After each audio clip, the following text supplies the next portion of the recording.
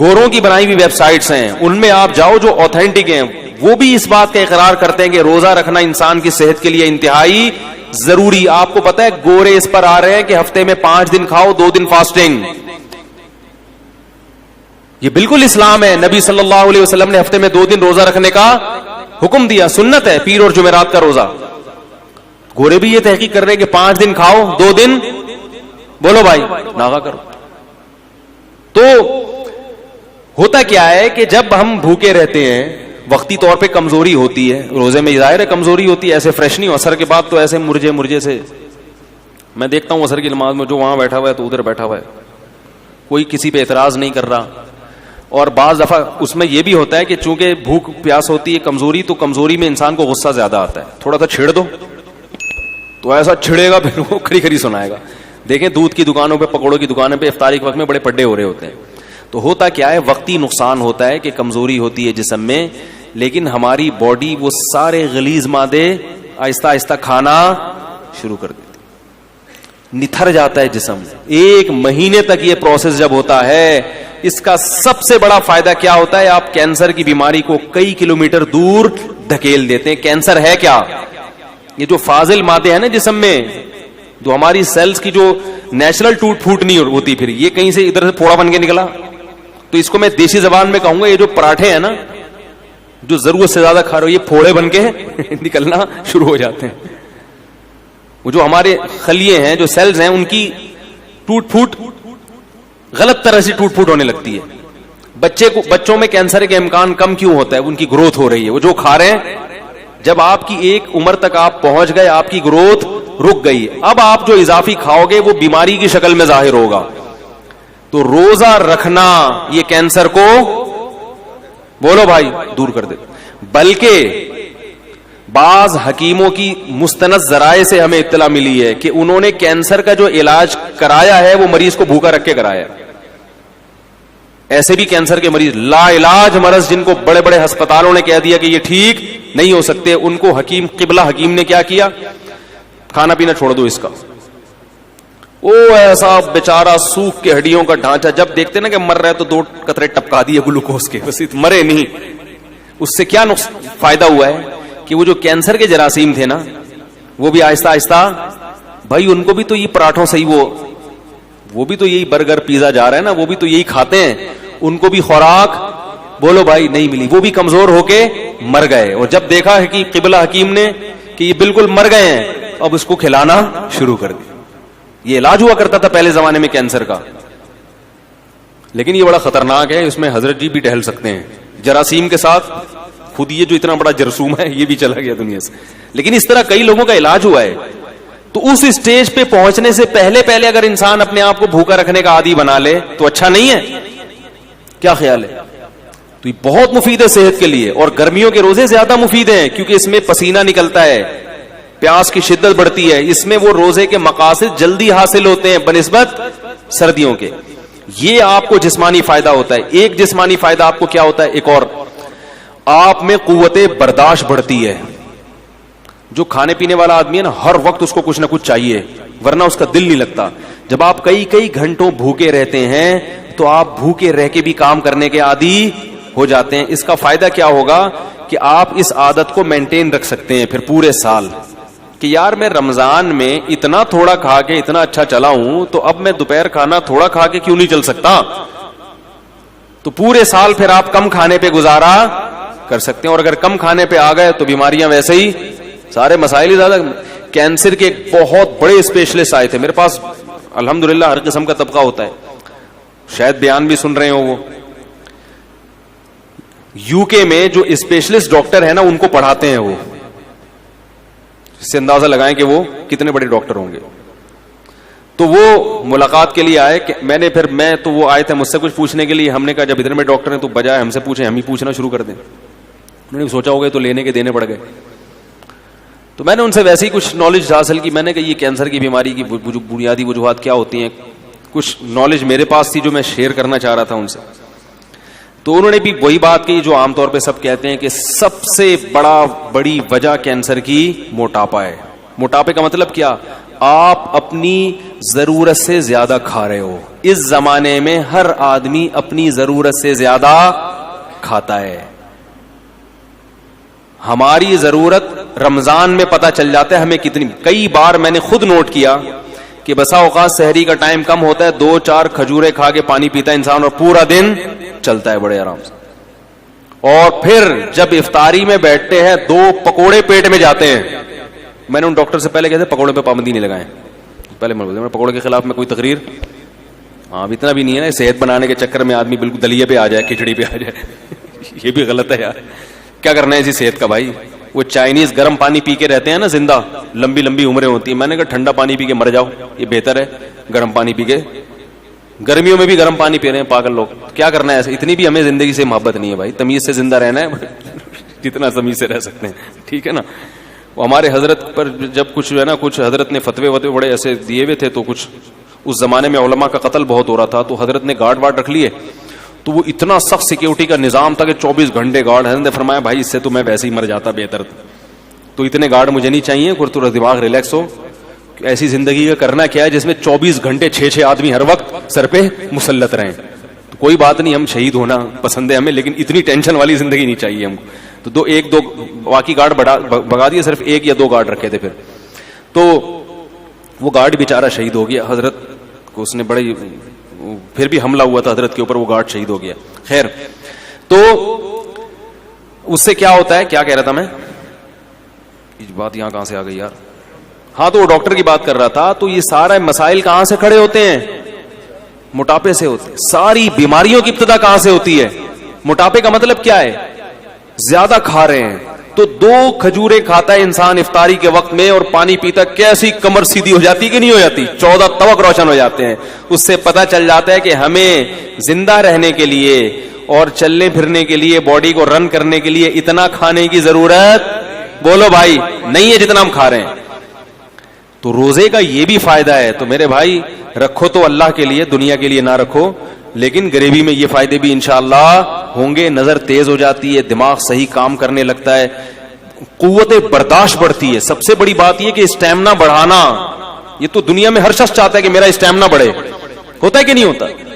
بہت سے لوگ اس لیے بھاگتے ہیں تاکہ ہمارا اسٹیمنا بڑھے اور ہم زیادہ دیر تک بھاگ سکیں. جم خانے میں جو باڈی بلڈر وزن اٹھاتا ہے اس لیے کہ میرا اسٹیمنا بڑھے اور میں زیادہ سے زیادہ وزن, بولو بھائی, اٹھا سکوں.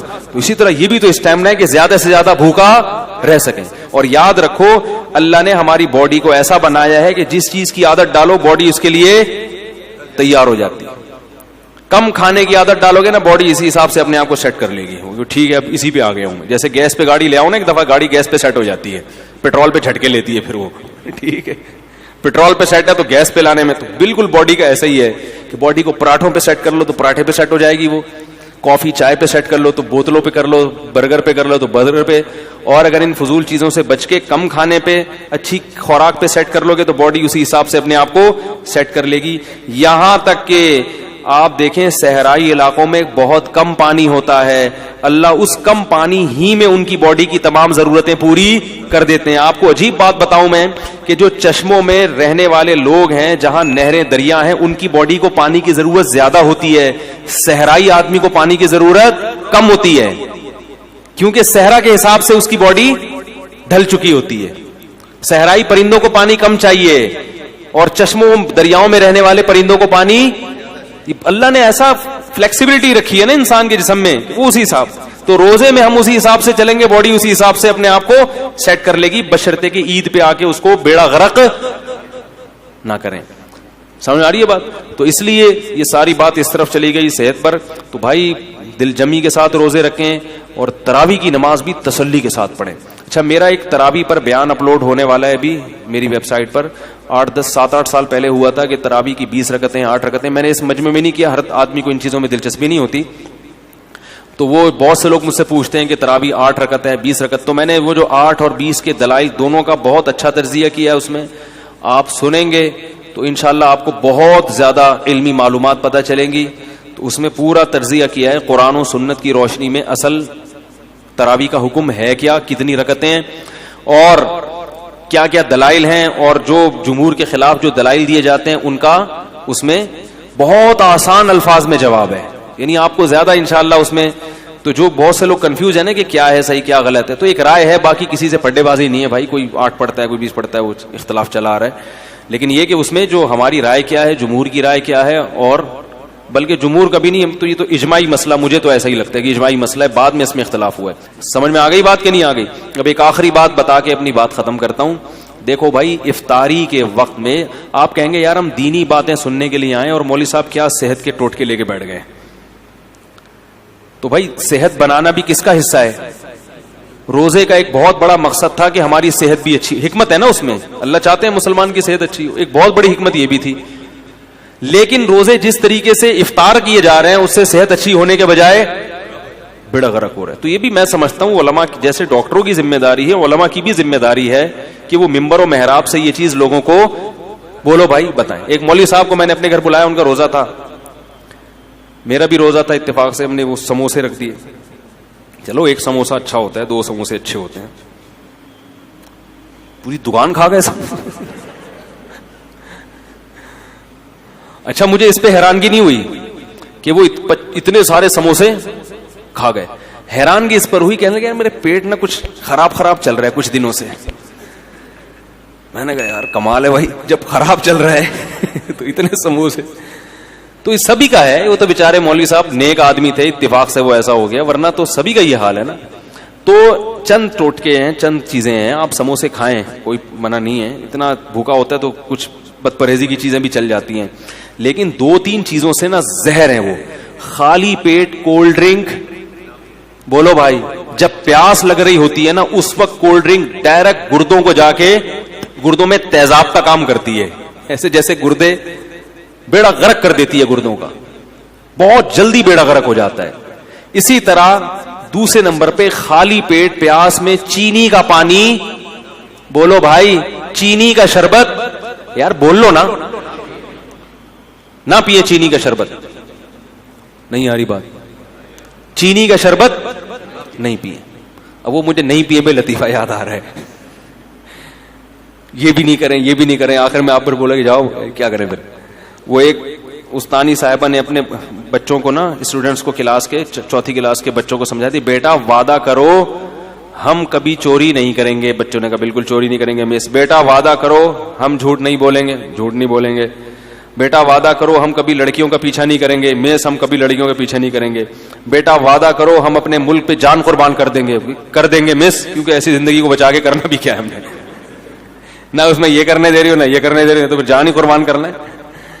تو آپ بھی کہیں گے یار یہ بھی نہیں کرنا, تو کولڈ ڈرنک خالی پیٹ نہیں پینی ہے. اور دوسری چیز چینی کا شربت, فنٹر گیری نہیں کرو. صحیح لوگ کہتا ہے ابے کچھ نہیں ہوتا ہے.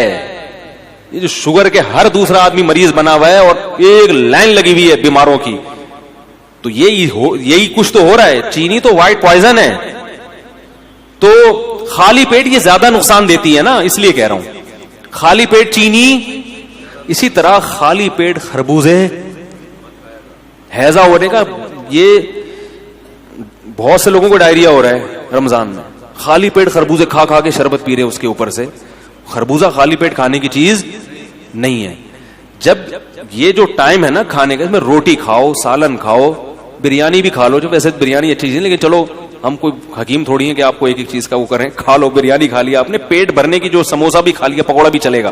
پکوڑا زیادہ اچھا ہے سموسے سے, پکوڑے میں بیسن ہوتا ہے, آئرن ہوتا ہے اس میں, تو پکوڑا کھا لیا آپ نے. اور کیا نام ہے, کھجور سب سے بہترین چیز ہے جو نبی صلی اللہ علیہ وسلم نے ترغیب دی. کھجور میں ہمارے یہاں کنجوسی بہت ہوتی ہے, لوگ ایک کھجور اٹھا کے کھاتے ہیں, کتنی گرم ہوتی ہے. کھجور پیٹ بھر کے کھاؤ, کچھ بھی نہیں ہوگا انشاءاللہ. کوئی گرم برم ان چیزوں میں نہیں پڑو زیادہ. لوگ مچھلی نہیں کھاتے, گرم ہے بھائی, مچھلی جتنی پھوڑ سکتے ہو پھوڑو, گرمیوں میں بھی پھوڑو, سردیوں میں مچھلی جتنی مرضی کھا لو, کوئی نقصان نہیں ہے. وہ کہتے ہیں گرم ہوتی ہے, ٹھنڈے گرم نے برباد کر دیا لوگوں کو. تو کھجورے پیٹ بھر کے کھاؤ افطاری میں, سمجھ رہے ہو, اس سے طاقت ملے گی. کھجور ایسی چیز ہے انرجی فل دیتی ہے, موٹاپا نہیں لاتی. یہ بڑی زبردست بات ہے کھجور. روٹیاں زیادہ کھاؤ گے موٹے ہو جاؤ گے, کھجور سے موٹا نہیں ہوتا, سمجھ رہے ہو نا. اور شہد کا شربت پی لو اپنے خرچے پہ افطاری کے وقت میں, کیونکہ آپ میں اتنے مشورے دے رہا ہوں, بولیں گے یار یہ کیا مذاق. افطاری میں جب پانی پیو سادہ, نہیں تو شہد میں نیمبو نچوڑ کے شربت بنا کے پی لو, نتھر جائے گا جسم. وہ کولیسٹرول سب جتنا ڈیزل ہے نا, وہ ہے نا خون دینے جاتے ہیں تو ڈاکٹر کہہ رہے تھے مجھے ڈیزل نہیں چاہیے, مجھے خون چاہیے تھا, اب میرا ڈیزل نکل رہا ہے, تو یہ ڈیزل کیا بن جائے گا, صاف خون, ایسا نتھر جائے گا. لیکن یہ بہت باریک آدمی ہو وہ نہ کیے, کیونکہ وہ بالکل ہی غائب ہو جائے گا, موٹے لوگوں کے لیے. یہ تو کھجور ہے, پیٹ بھر کے کھائیں کھجور تسلی کے ساتھ, کھانا بنا کے. عرب تو کھانا کے طور پہ کھجور کھاتے ہیں. ہمارے نبی صلی اللہ علیہ وسلم کو جب بھوک لگتی تھی کھجوریں کھا کے کھاتے تھے اور سیر ہو جاتے تھے. ہمارے کھجور ایسے پتہ نہیں جیسے برکت کے لیے ایک رکھا, پھر مزے کی چیز بھی ہے, اس کو ملائی کے ساتھ کھا لیں, مکھن کے ساتھ کھا لیں اگر اس میں خشکی زیادہ محسوس ہو رہی ہے تو یہ چیزیں کھائیں.